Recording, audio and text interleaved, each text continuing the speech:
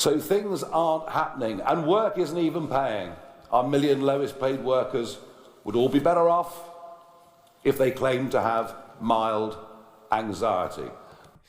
Okay, so again, this is another example of something that I would agree with, but then interjecting with his own personal opinion, which is unsubstantiated, right?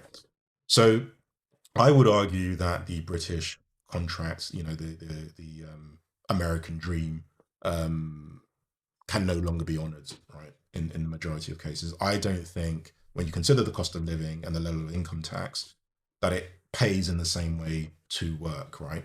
And it can become very, very challenging for people to think about working in this country and having hopes for, you know, buying their own property, having children at a young age, if that's what they want, right? I'm not saying everybody wants this, but it's kind of what you think typically people aspire to.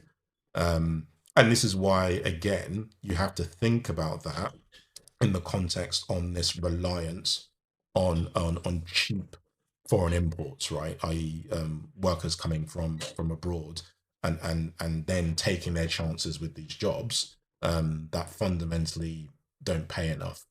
But also the fact that even these people on doing these jobs then also rely on supplementary benefits to make sure they can meet their day-to-day spending needs, right? So I do agree with that. But where I disagree is where he talks about the fact that the reason people are doing this is because they're giving up, and therefore they're looking to seek, a diagnosis of mild anxiety. That's just his own personal speculative opinion as to what is going on.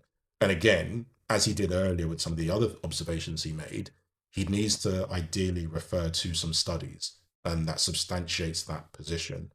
Just saying it on its own, without that context, to me, can only be interpreted as his own personal feelings.